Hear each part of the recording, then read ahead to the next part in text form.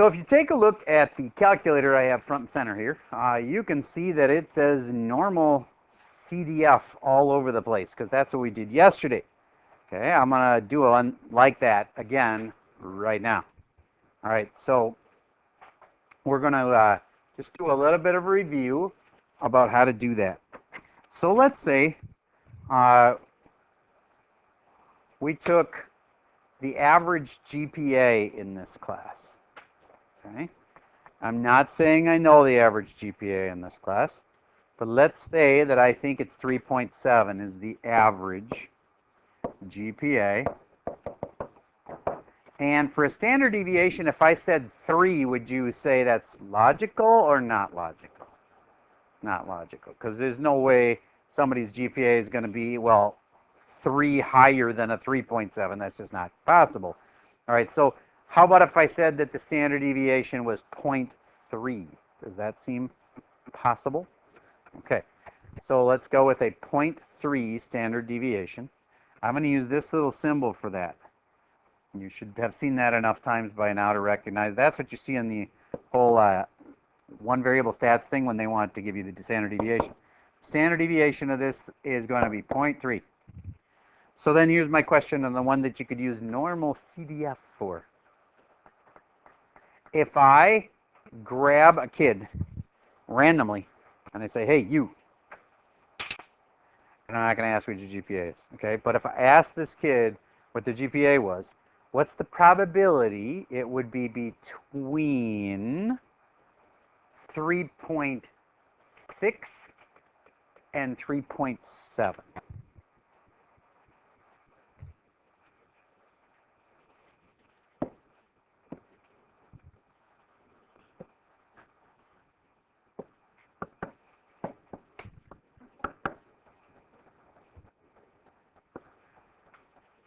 Okay, so here's how you do it. You haven't already done it. It's distir, which is right above vars. So this stands for distributions. This is a normal, and it's a CDF question. We aren't going to be using the PDF, even though there's nothing wrong with it. We're learning lots of good stuff. We're going to be using CDFs, period. And then lower, well, what's the lower amount? The lower was 3.6. Let me move this out of the way a little bit. 3.6. And then the upper was 3.7. And if you've got your phone set so we can hear it, turn it off, please. And then we've got, okay, whoever phone keeps going off, stop it. Stop it now. Okay, so now the average was 3.7. And then the standard deviation was 0.3. Enter, and remember, all this does at first is pastes it into the formula. People that don't have that NITO function, you have to memorize what order to put them in. All right, you put it in from the small to the big, and then the average, and then the, what's the little 0.3 at the end? Standard deviation. Then I hit enter, and here's my answer. 13% chance that she would have said that her GPA was in that zone. That's a pretty small percent. All right, what if we go out one standard deviation in both directions? You should have this one memorized. 68%. Okay, so what is one standard deviation in both directions? Well, that would be 3.4 to 4.0. You get what I'm saying? All right, let's do that one. Everybody do a normal CDF again. And this time I said one standard deviation in both directions, which would mean 3.4 to 4.0.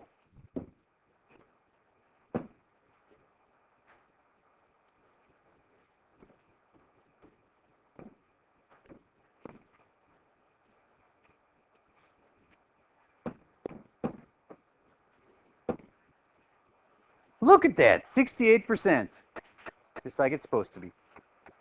All right. Do you remember what's supposed to happen when you have a 2 standard deviations out? Supposed to get a 95%, right? So would you change the problem now? to say GPAs that are 2 standard deviations out? So you take the 3.7 and you subtract 2 standard deviations, and that's your lower limit. All right, I'm going to pause for a second. Let me give that one a try. I'm asking you to check and make sure it really comes out to 95%. To have 2 standard deviations below, up to 2 standard deviations above. All right, so I have a kid telling me what numbers to put in here. You're saying that 2 standard deviations below would be what now? 3.1. And the 2 standard deviations above normal would be 4.3. And what are you expecting it to come out to be because you have it memorized? 95%. And what was it actually? Look at that. And if you needed to know exactly what percentage it is, it's 95.44, but we have you memorize 95. Do you remember 3 standard deviations? 99.7, very good. Okay, so what's different today? What's different today, I want to do a little bit of review before I tell you, but as we're going to use not normal, we're going to use inverse normal. I get that kind of means like backwards. Inverse doesn't exactly mean backwards, but if I said, all right, I've got black, what's the inverse of that? It's white. Okay, inverse. Well, the inverse is where instead of telling you, I want between 3.7 and 4.0, instead I'm going to say, I want a percentile. And then it'll tell me what the numbers are. So in other words, instead of saying, we typed a bunch of numbers in and we got a percent at the end, right? This time, you're going to give it a percent, and it'll tell you what the numbers are. That's the inverse. All right. Before we do that, though, here is a problem where you should be able to answer all of these questions so far. Ready? 2, 3, 5, 5, 7, 9. Would you tell me what the 5-number summary is by putting it on this little box and whisker? 1, 2, 3, 4, 5 different numbers go on there. That's called the 5-number summary. That's going to come from your calculator. Remember, we use stat edits to put in your numbers. Then I'd also like you to tell me these things that are not part of the 5-number summary. That thing, standard deviation. Range. And IQR, that stands for interquartile range. All right, that's just a review question because I want to make sure you don't forget all those things. I'm going to pause for a second, let me give that a try. Okay, so if you've been living under a rock and you don't know how to put these in, here's some help. I do edit, and then I'm going to type in the data. 2, 3, 5, 5, 7, 9. I don't need that last number. I'm going to hit DEL to delete it. There we go. Okay. Now I'm going to go back to stat. And now calculate. And now 1 var stats. And then if you have this little menu, you go enter, enter, enter. It's list 1. Otherwise, if you don't get the little menu, if you have the old calculator, you've got to type L1, which is right above. It's found right above the 1 key on the calculator, right there above the 1 key. You see the little blue L1 there? So if you don't have the new calculator, you've got to type in L1, enter. Okay. And the final answer. Oh, there's a whole bunch of answers. Do you get that the average is not on the 5-number summary? It's a common mistake to think it is. But the median is. Aren't the median and mode the same thing? Nope. They're definitely not. Here's the 5-number summary. Starts with 2. And then from there on, all the numbers are important. 3, 5, 7, and 9. Oh, 2, 3, 5, 7, 9. Is that a pre-picked set of numbers to work nice? Yeah. The real world's usually more messy than that. But okay, now, tell me this. Here's some questions they could ask about this. What percentage of the data is between 7 and 9? 25%. What percentage of the data is between 5 and 7? 25%. Be careful on this one now. What percentage of the data is between 3 and 7? 50%. What percentage of the data is between 3 and 9? 75%. Good. I think you get the idea. It's divided up into 25% chunks, quartiles. All right. What is the range? 9 minus 2, 7. What's the interquartile range? That minus that, which makes 4. And this is called the what? Standard deviation. Standard means normal. Deviation means like difference. It's the normal amount of difference. Okay? So compared to average, which by the way was 2. No, I'm wrong. I had an arrow up. Average was about 5. Compared to average, many of these aren't very different. And so our standard deviation is only 2.3. Where to round to, that's a different question. Okay. All right. Any other questions? Oh, one more thing. What if I change the 9 to a 90? Would it change a lot of things? Well, how about this? In the 5-number summary, obviously this would now be a 90. Would it change the min? Would it change the middle? No. Would it change that 7 is the middle of the upper half? Nope. Would it change the fact that the 3 is the middle of the lower half? Nope. None of those change. So do you get having an outlier like that, which by the way means it's 3 standard deviations away from normal? That's considered an outlier. All right, now there's other definitions. I don't want if you're listening from a complicated stats class, you probably have better ways to determine this than just that. But a typical way is if it's 3 standard deviations from normal, that's probably an outlier. Unless there's other numbers by it.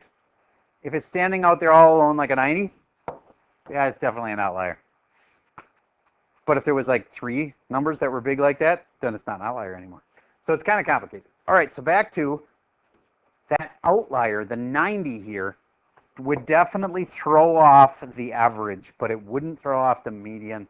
That's why actually most math teachers would say it's better to use the median than the mean, because the mean is risky, because if there's an outlier, it's going to throw it off. That make sense? Okay, I think you've got everything so far. So here's the new stuff. The new stuff, remember, it's the inverse of what we were doing last time. Last time I would have said, what percentage of the data is between the 3 and the 5? Okay, and well, now we know this one's 25, but there that little formula would have done it for us. So this time it's going to be like this. Let's say that you all took the final, and the final is out of 100 points. It's not a normal Marzano graded deal, so you're going to have scores all over the map. Some kids might get a 48 out of 100. Another kid might get a 99. Another kid might get a 98. Okay, but then the scores are all over the place, but the max score is 100. Let's say this is a pretty tough final, and so the average comes in at an 81%. All right, write this down. 81% average.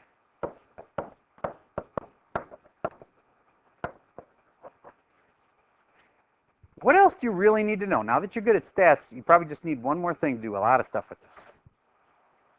Standard deviation. Okay, what is the standard deviation on a test like that? Well, it totally depends. Do you get, if I said the standard deviation was only 1, that would tell you all the data was really close. You guys almost all got a B minus. You know what I mean? Because the normal difference was only 1 away from that. All right, but on IQs, do you remember that was 100 is normal and there was a 15 standard deviation? Okay, so this is a little less than 100, so I'm going to say, let's say a 10 standard deviation.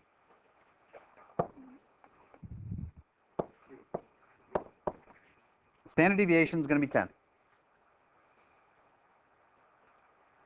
Do you get, just from like knowing the whole, go up 1 standard deviation, go down 1 standard deviation, 67% of people would have gotten between what?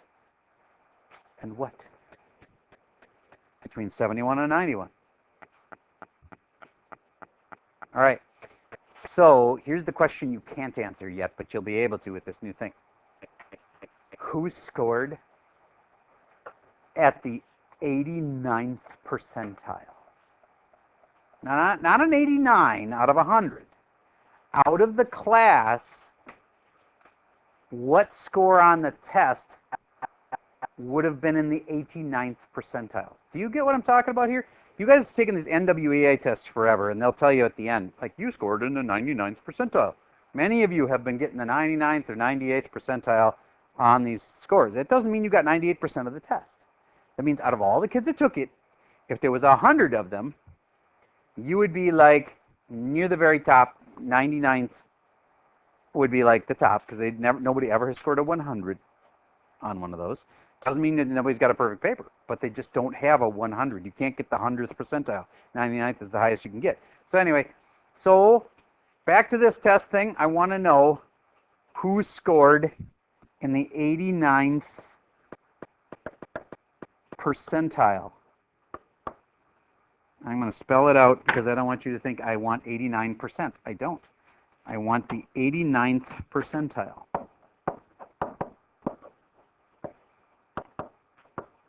Okay, so here's what you do. We go to the inverse normal thing on the calculator. You go to the same exact spot we went before. So it's here above vars, distur, which is like, oh, I have a marker loose. Sorry, hold on. Here, got to get that deleted now and that deleted now. Okay, there we go. There. And now go inverse norm. Now, once again, those of you that have the old calculators, you're going to have to put it with commas in between. Okay, so here's how we do it. We want the 89th percentile, so we put 0.89 right there. And the average was 81. And the standard deviation was 10. Enter, enter.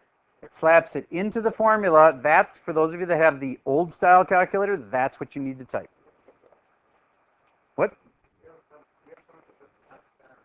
Oh, okay. If you have left, center, or right for the tail, then go left. That means that most of the data is to the left of your number. So like if we want the 81st percentile, that means if it was in a number line that goes from left to right, you want 89 and all the other numbers are to its left. And it's the biggest one out of those numbers. Anyways, so just use left. Back to enter. And yay, 93 would have been a score that got the 89th percentile. That's what they're doing. All this time when you were getting a score on the NWEAs, they were doing this. You might have gotten a 220 out of 264, but that might have been the 99th percentile. You know what I'm saying? All right, so let's see on this test. This is going to freak you out a little bit. Figure out the 99th percentile on this test. 99th percentile.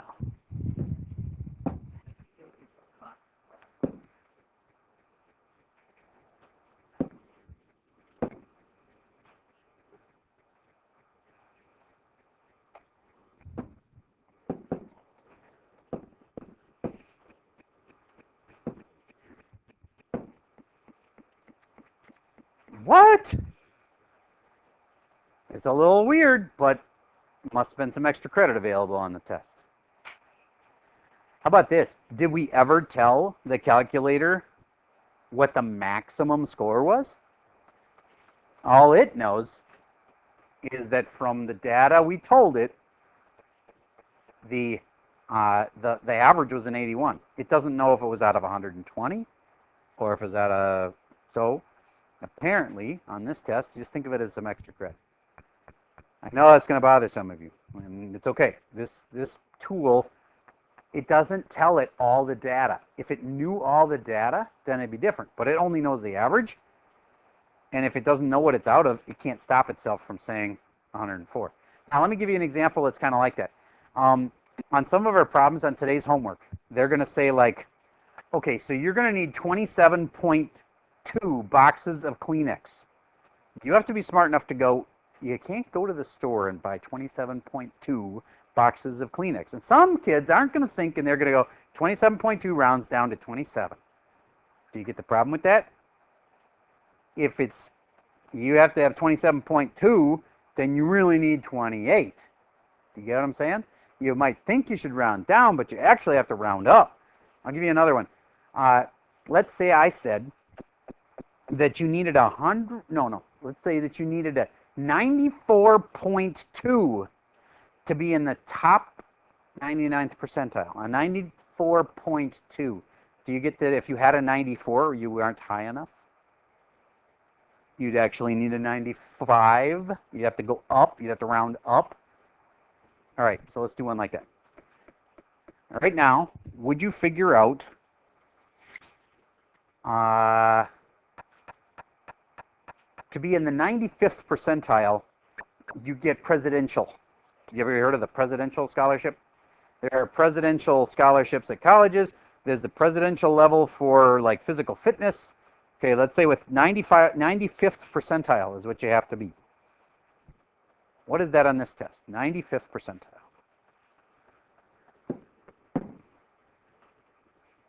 So what's different? I'm just going to ask the question differently.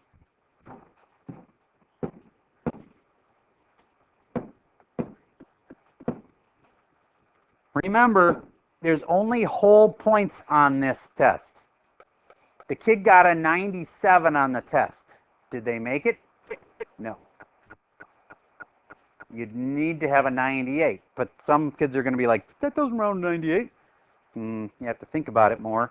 You can't get a 97.44, so what's presidential level really? Well, a 97, if they were going to be nice, they might move it down a notch, but 97 technically didn't make it.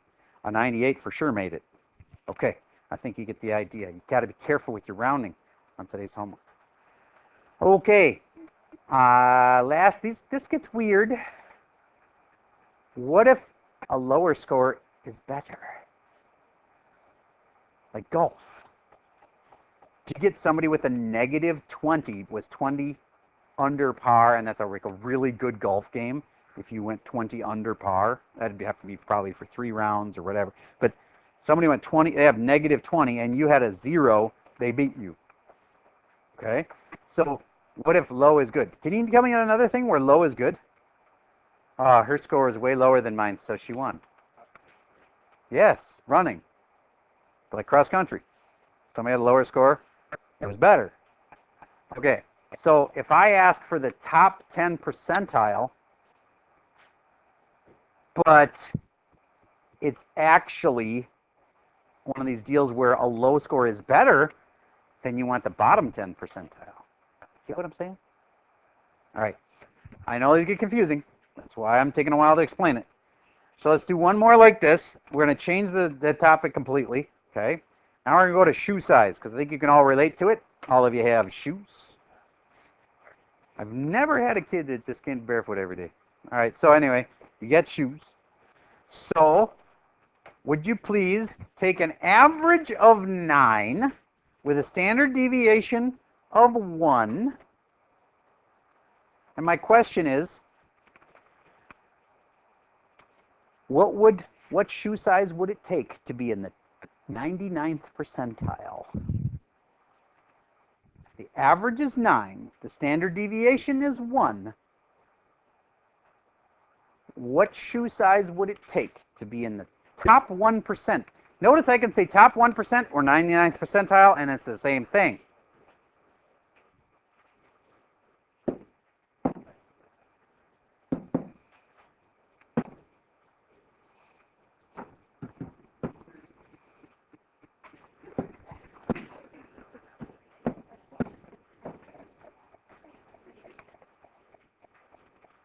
You have size 11 shoes. Are you in the top 1 or the top 1%? Also known as the 99th percentile? No. What if you have a size 11 and a half shoe? Yes, you qualify now. Okay, get the idea? Okay. What do you think is wrong with my numbers in the real world? There's a fair number of kids in here. who have more than size 11 shoes. How many of you guys have a 11 or 11 and a half or higher? Yeah, there's like 1, 2, 3, 4, 5 of you. So do you think my average was off? Or do you think my standard deviation was off? I think the standard deviation is off. Okay, so let's do this problem one more time. And we're going to change the standard deviation to 3 instead of 1. But do everything else the same. Standard deviation is going to be 3 instead of 1.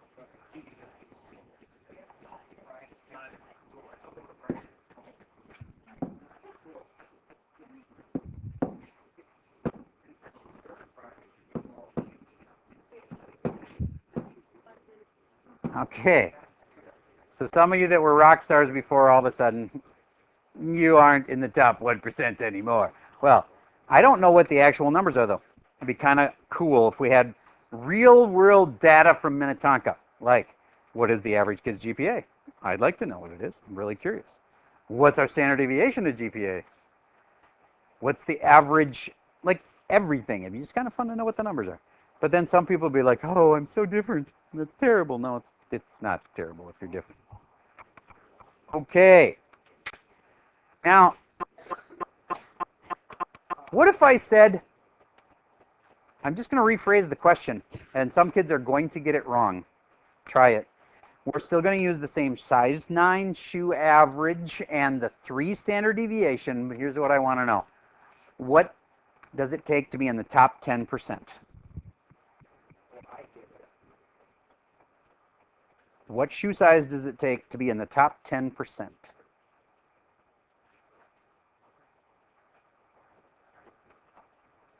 So what do you have to do in your head? You have to change something, don't you? Top 10% actually means 90th percentile. There we go. All right.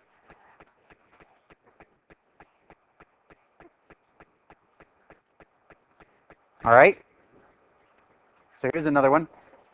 Minnetonka has class sizes of about 850 kids lately. 850 kids. Let's say that our standard deviation on class sizes is like it's typically different. The average difference is about 25 kids different each year. Sometimes it's 25 more, sometimes it's 25 less, but it's an 850 with a standard deviation of 25. Then let's say a class comes along that's really big. Top 5% of all the classes we've ever had. How big would the class had to have been? Wow. Top 5%.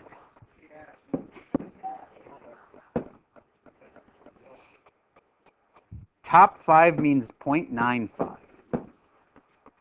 And the average was 850 with a standard deviation of 25. So, did you get? They'd have to have, if you said 891, you lose.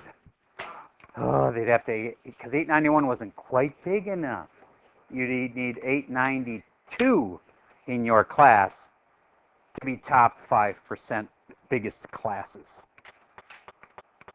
Okay, so just be careful with the rounding on these. All right, now let's go to the homework and start it together. There's only 4 questions. Many of the kids finished in class last hour, which is awesome. And I think I have a little time for a math behind it at the end of the hour. See if you can finish this up. The pause, we find that. Okay, here we go.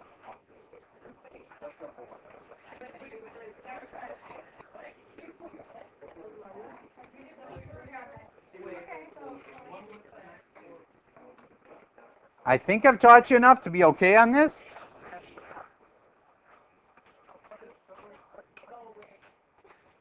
On the first problem, I didn't want everybody to fail by being that whole rounding the wrong way thing.